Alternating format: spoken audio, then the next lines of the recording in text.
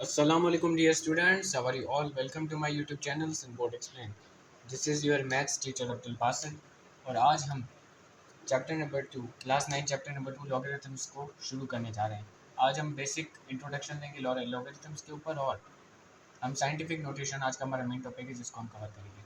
सबसे पहले बहुत ही आसानी से बहुत ही जल्दी लॉगरिथम्स का इंट्रोडक्शन ले लेते हैं। हम लॉगरिथम्स बेसिकली क्यों पढ़ते हैं, क्यों ज़रूरत पड़ी है हमें लॉगरिथम्स की। अगर मैं आपसे सवाल करूं कि टू की में ऐसी कौन सी पावर लूँ कि आंसर है 4, तो आप क्या कहोगे? सर टू की में ऐसी कौन सी पावर लूँ कि आंसर है 4? आई थिंक टू, है ना? क्योंकि जब आप टू की पावर 2 लेते हो, मतलब टू का स्क्वायर लेते हो, तभी तो आंसर 4 आता है ना? अभी मैं थ्री की ऐसी कौन सी पावर लूँ कि आंसर आए 27? सर थ्री, क्योंकि जब आप थ्री की पावर 3 लेते हो तभी तो आंसर 27 आता है ना। अच्छा, अभी मैं फोर की ऐसी कौन सी पावर लूँ कि आंसर है 16? तो आप बहुत ही आसानी से जवाब दे दोगे टू, क्योंकि जब अब मैं एक्स की जगह टू रखूँगा तभी तो आंसर 16 आएगा ना। अब ये चीज़ तो आपने बहुत ही आसानी से कर लिया 300, है ना। लेकिन अगर मैं आपसे कुछ अलग तरीके के सवाल करूँ, जैसे कि इन्हीं सवालों को ले लेते हैं,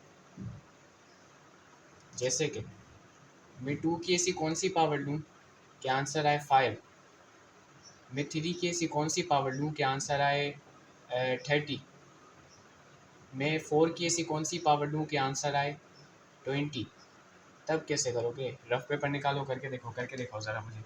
क्या कोई ऐसी पावर है जिसको मैं रखता हूँ टू के टू पर मैं जिसको रखूँ और आंसर 4 आए?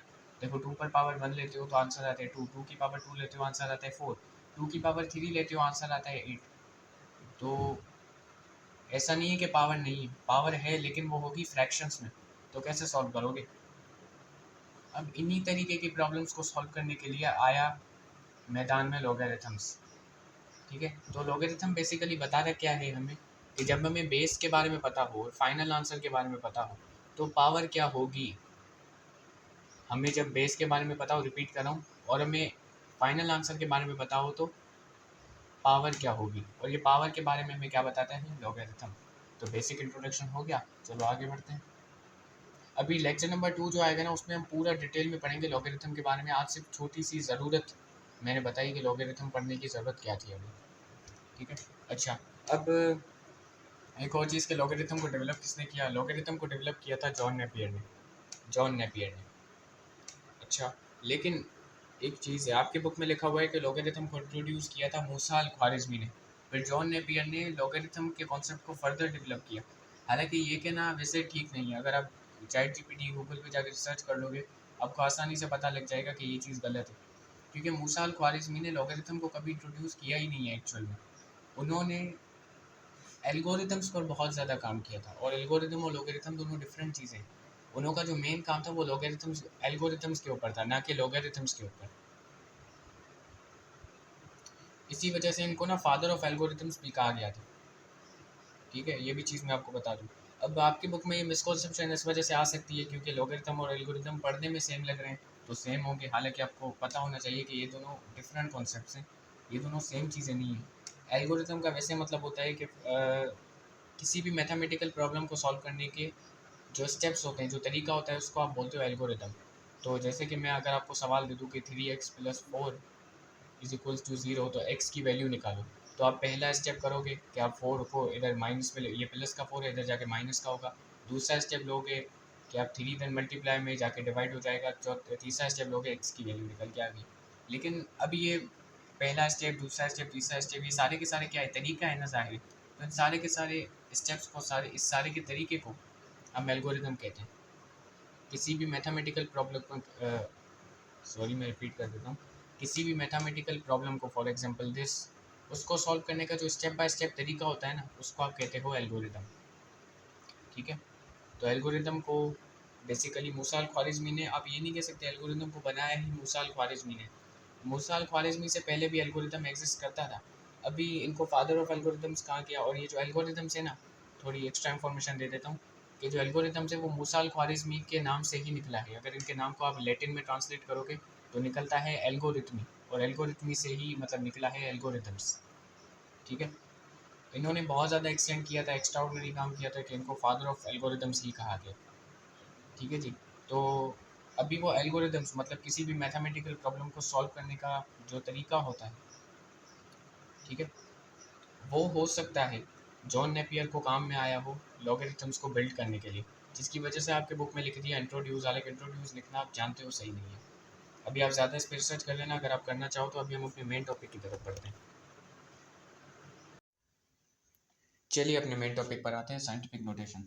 आपको पता है हमें मैथ्स और साइंस के अंदर बहुत बड़े बड़े नंबर से डील करना पड़ता है, जैसे कि फॉर एग्जांपल 2 के आगे 8 जीरो लगा दो, ठीक है, इतना बड़ा नंबर अगर हमें डील करना है तो ज़ाहिर इन नंबर्स को कैलकुलेट करने के लिए फॉर एग्जांपल दो बड़े नंबर्स को आप मल्टीप्लाई करवा रहे हो या दो बड़े नंबर्स को आप डिवाइड करवा रहे हो, ठीक है, तो उनको लिखने में बहुत ज़्यादा स्पेस ज़ाया होता है। ये तो कॉमन सेंस की बात है ना, अगर आप पेन पेपर पे कैलकुलेशन कर रहे हो और दो बहुत बड़े नंबर्स को आपस में मल्टीप्लाई करवा रहे हो, तो उससे क्या होगा, स्पेस खर्च होता है, ये आपको पता है, और लिखने में टाइम भी आपका जाता है।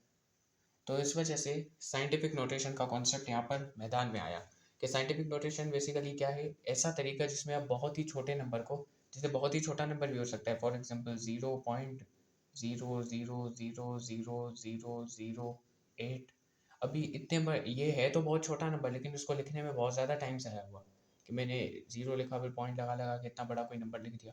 अभी इसी नंबर को ऐसे ही किसी नंबर से मैं मल्टीप्लाई करवाऊँ तो और ज़्यादा टाइम ज़ाया होगा मेरा लिखने में बेसिकली। अच्छा, तो अभी साइंटिफिक नोटेशन क्या है, बेसिकली एक तरीका है जिसमें बहुत ही छोटे या बहुत ही बड़े नंबर को इस छोटी सी फॉर्म में लिख सकते हैं। ये फॉर्म भी मैं बताऊंगा किससे होती है, या आप आगे एग्जांपल्स करोगे तो समझ जाओगे, ठीक है, ताकि हम उनको रीड और कैलकुलेट आसानी से कर पाएँ, ठीक है, और लिख भी आसानी से पाएँ। यहाँ पे आप लिख लीजिएगा, समझे। तो साइंटिफिक नोटेशन क्या है, मैं रिपीट कर देता हूँ, एक ऐसा तरीका है जिसमें हम बहुत ही छोटे या बहुत ही बड़े नंबर को इस छोटी सी फॉर्म में लिख कन्वर्ट कर देते हैं, ताकि हम उसको आसानी से कैलकुलेट कर पाएँ, लिख भी पाएँ और रीड भी कर पाएँ, ठीक है। फॉर एग्जांपल, अरे वो तो एग्जांपल करेंगे अभी हम। अच्छा, इस फॉर्म को एक्सप्लेन करूँ थोड़ा सा, इस फॉर्म को अभी ऊपर ऊपर से एक्सप्लेन कर रहा हूँ, बाकी आपको जब एग्जांपल्स करेंगे तो समझ में आ जाएगा, तो परेशान फिलहाल मत हो। सबसे पहले आपको यहाँ पर दो चीज़ें दिख रही हैं जो आपको तंग कर रही होंगी, कि ए और यहाँ पर एन।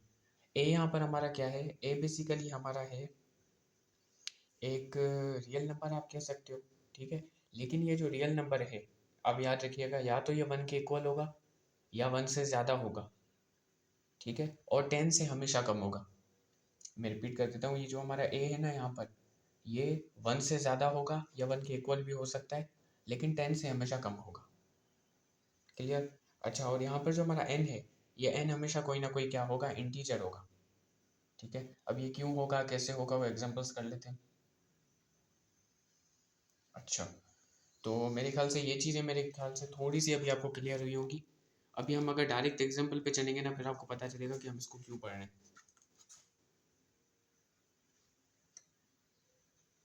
एक सेकंड,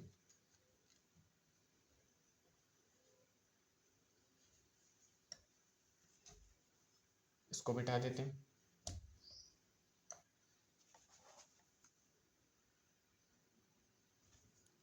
यहाँ क्या, पहले एक मैं अपने तरीके अपना एग्जांपल ले लेता हूँ, या जो बुक में है वही वाला ले लेते हैं, ठीक है। फॉर एग्जांपल, अगर आपको कुछ इस तरीके की क्वांटिटी में बता दूँ, 15 के आगे तकरीबन कोई 6 जीरो लग गए,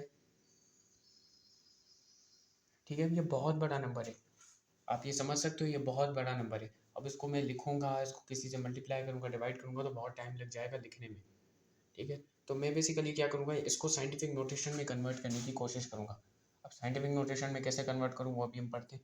जैसे दूसरा एक और छोटा नंबर भी मैं ले लेता हूँ, जैसे कि 0.0000002 मीटर। अभी आप जानते हो ये भी बहुत ही छोटा सा नंबर है। अब इनको मैं साइंटिफिक नोटेशन में कैसे कन्वर्ट करूँगा, उसके लिए हमारे पास कुछ रूल्स आ जाते हैं, ठीक है। तो इन एक एक रूल्स को पढ़ते हैं। अच्छा, ये जो पहला वाला रूल है, वो बेसिकली आप ऐसा कर सकते हो, जनरली ये लगता है जब एक बहुत ही बड़ा नंबर आ जाए, जैसे कि हमारा ये वाला। और ये जो दूसरा रूल है वो जनरली लगता है, जनरली मैं बोल रहा हूँ, जनरली लगता है, वैसे भी लग सकते हैं, लेकिन जनरली जो मैं बोल रहा हूँ ये बहुत ही छोटे नंबर्स पे लगते हैं, ठीक है। तो पहला वाला रूल आप क्या कहते हो, उसके जरिए आप ये वाला सोल्व करोगे। When decimal is move to left, n will be positive. n आप जानते हो, जो हमने ये वाली फॉर्म पढ़ी ना, a into 10 to the power n, ये इस n की यहाँ पर बात हो रही है। ठीक है जी। अच्छा, तो अब यहाँ पर एक चीज़ आ जाती है डेसिमल। डेसिमल क्या है यार? जब आप पॉइंट वगैरह देखते हो ना, जैसे 2.3, 3.1, ये जो पॉइंट है ना, इसको बेसिकली आप डेसिमल कहते हो। अच्छा, अब ये भी चीज़ क्लियर हो गई। अब एक मैं आपसे छोटा सा सवाल करता हूँ कि अगर मैं आपको कोई नंबर दे दूँ जैसे कि 200, अब तुम मुझे बताओ डेसिमल कहाँ है इसमें? मुझे नज़र तो नहीं आ रहा है डेसिमल। यार देखो, जब आपको ऐसे डेसिमल नज़र ना आए ना, तो आप समझ जाया करो जो डेसिमल है वो क्या है, हमारे पास आखिर में है। ठीक है, इसी तरीके से अगर मैं क्या करूँ आपको,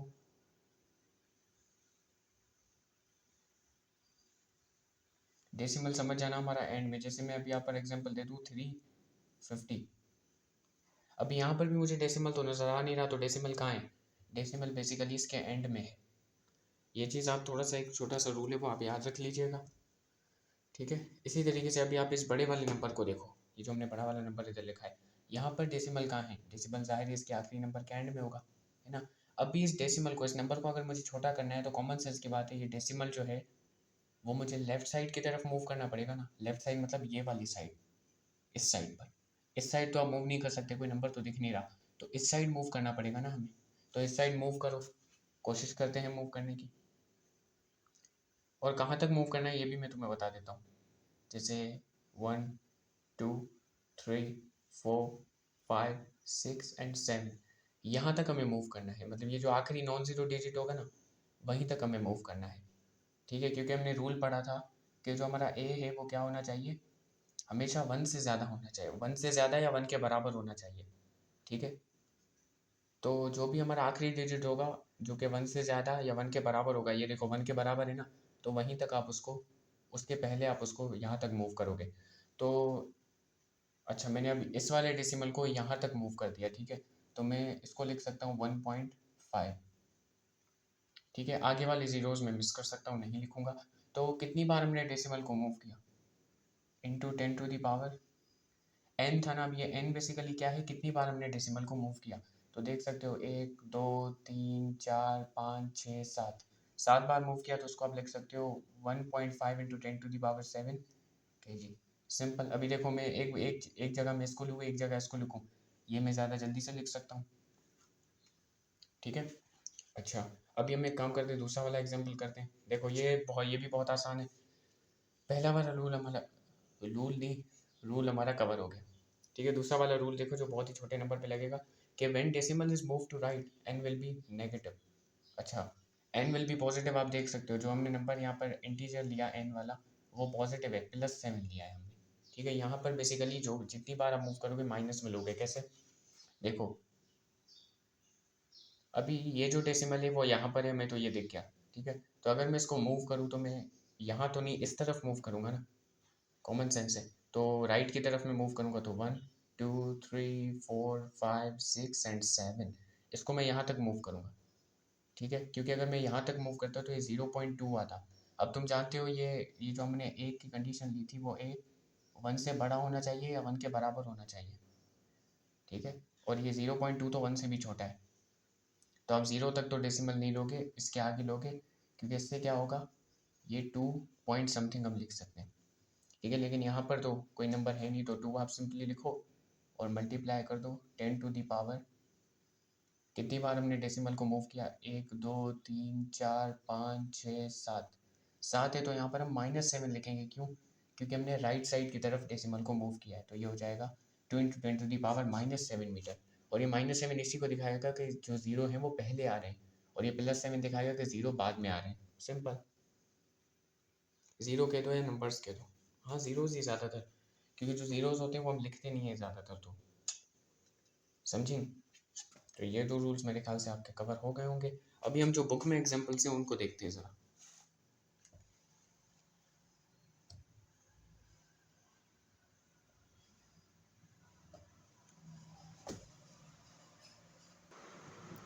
मेरे ख्याल से अभी जितना मैंने आपको एग्जांपल से समझा दिया है, तो अभी आप ये एग्जांपल पहले खुद ट्राई करके देखो। मैंने कहा था रफ पेज निकाल लिया करो, है ना। तो अभी आप एक काम करो कि जो एग्जाम्पल्स हैं वो पहले खुद करके देखो, उसके बाद में वीडियो में तो करवा ही रहा हूँ, आप चेक कर लीजिएगा कि जो मैंने तरीका अप्लाई किया है सही भी है नहीं। ठीक है। अच्छा, तो पहला एग्जाम्पल आपके बुक में कहता है कि फॉर एग्जाम्पल हमारे पास कोई नंबर है, जैसे कि आपके बुक में लिखा हुआ है 400900 है ना।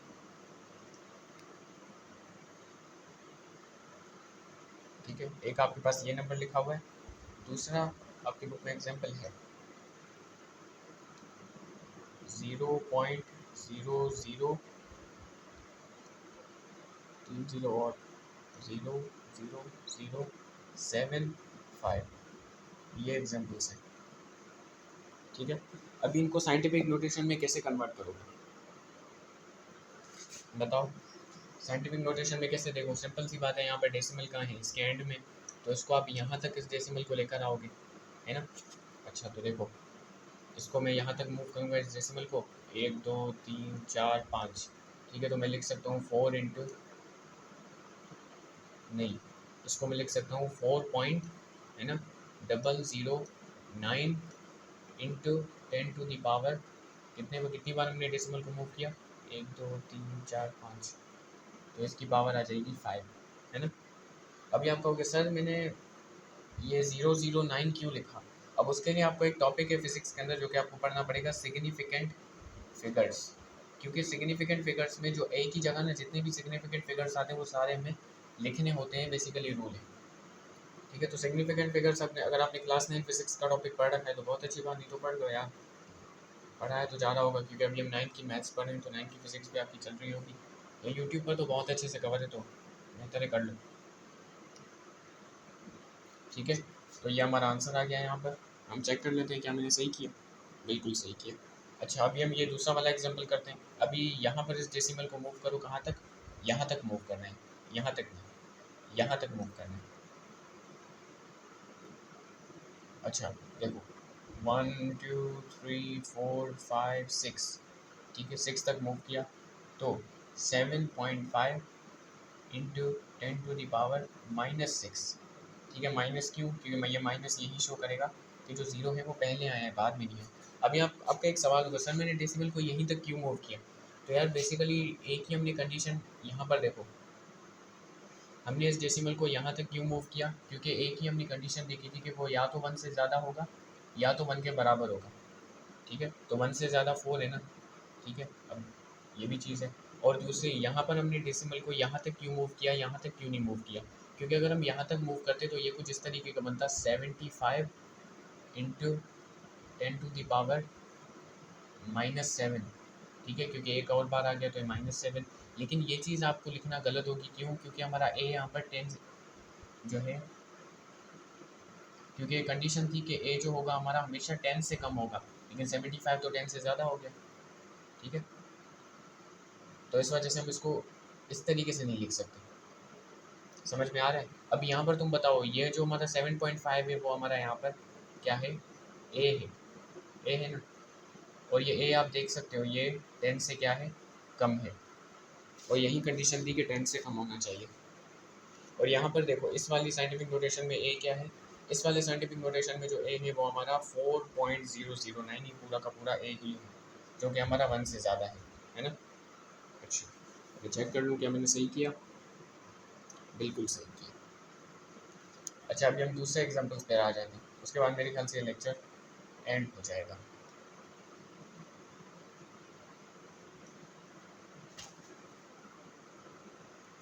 अच्छा, तो अभी हमने जो भी कारनामा अंजाम किया, मतलब जो भी ऑर्डिनरी हमारा नंबर था उसको हम साइंटिफिक नोटेशन में कन्वर्ट कर रहे थे, अभी हमें उसका उल्टा करना है। ठीक है, अब हमें साइंटिफिक नोटेशन गिवन होगी और उसको हमें ऑर्डिनरी नंबर में कन्वर्ट करना है। अब ये चीज़ तो आप कर सकते हो ना, क्योंकि एक चीज़ आपने सीधे तरीके से की तो उसको उल्टे तरीके से भी करने का शौक होना चाहिए। मैं सवाल की बात कर रहा हूँ, मैथमेटिक्स की बात कर रहा हूँ। अच्छा, तो पहला सवाल है 2.76 into 10 to the power what 6।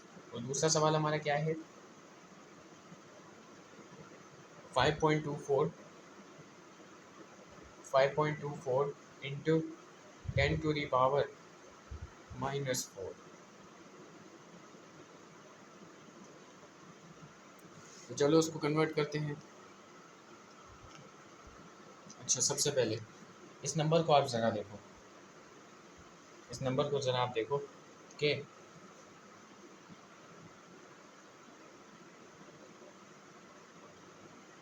2.76 into 10⁻6।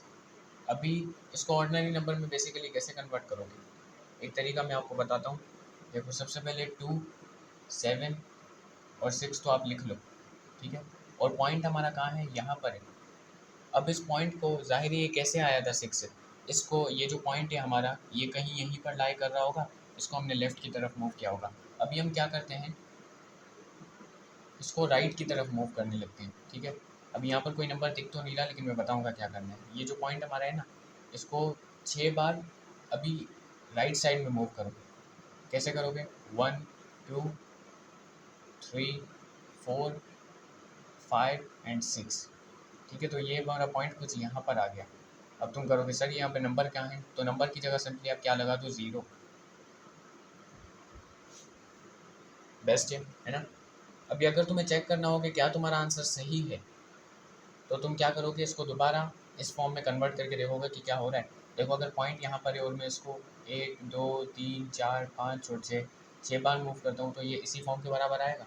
तो आंसर हमारा रीचेक हो गया। तो फिर भी मैं बुक से कर लेता हूँ, 276 और आगे हमने 4 0 लगा दिया। हाँ, डन है, बिल्कुल परफेक्ट। फिर भी खुद पहले रफ पेपर पे करके देखो।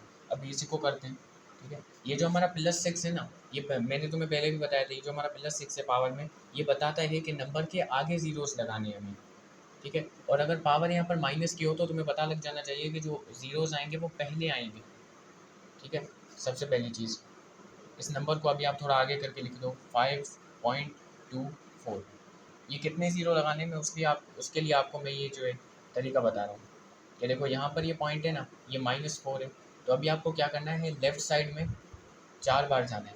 तो 1 2 3 एंड 4, ठीक है। तो ये पॉइंट कुछ हमारा यहाँ पर आ गया।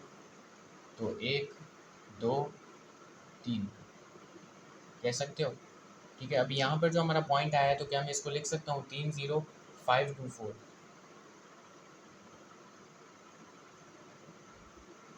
तो पॉइंट 30524 है ना। अभी देखो, यहाँ पर जो हमारा पॉइंट लगा हुआ है, इसके पहले ज़ीरो तो कॉमन सेंस की बात है आएगा ही आएगा, क्योंकि कोई भी नंबर पॉइंट से थोड़ी शुरू होता है, कॉमन सेंस है ना। तो 0 पॉइंट समथिंग यहाँ पर आएगा जो कि हमने लिखा। अभी इसको दोबारा इस फॉर्म में कन्वर्ट करो तो कैसे करोगे, देखो, ये नंबर को मैं इस तरफ मूव करूँगा तो 1 2 3 4, तो ये आएगा 5.24 इंटू 10⁻⁻4। अभी ये चीज़ आपको प्रैक्टिस के साथ आती जाएगी, ठीक है। तो मेरे ख्याल से हमने एग्जाम्पल सारे की सारी कर ली है। हाँ, तो ये लेक्चर हमारा यहाँ पर डन होता है। लेकिन एक और चीज़ यार, देखो, माशाल्लाह से मुबारक हो, पहला चैप्टर तो हमारा कंप्लीट हो चुका है, दूसरा चैप्टर भी हमने शुरू ही किया है। मैं कोशिश करूँगा कि जो हमारी 9-10 का सिलेबस है वो मैं कवर करवाऊँ। मे भी टाइम ज़्यादा लग जाए, लेकिन कवर तो मैं कोशिश करूँगा करवा ही दूँ। लेकिन मैंने आपको कहा था कि मुझे फीडबैक की ज़रूरत है, ठीक है। I am a new teacher, तो टीचर भी नहीं, मैं एक स्टूडेंट हूँ बेसिकली, जो अभी टीचिंग करियर में अभी आया है। तो ज़रूर ज़रूर आप मुझे अपना फीडबैक दें ताकि मैं इम्प्रूव हो सकूँ, बस इतनी सी बात थी। और बस यही है। अपना बहुत सारा ख्याल रखिएगा, टेक केयर एंड अल्लाह हाफ़िज़। मिलते हैं नेक्स्ट वीडियो में।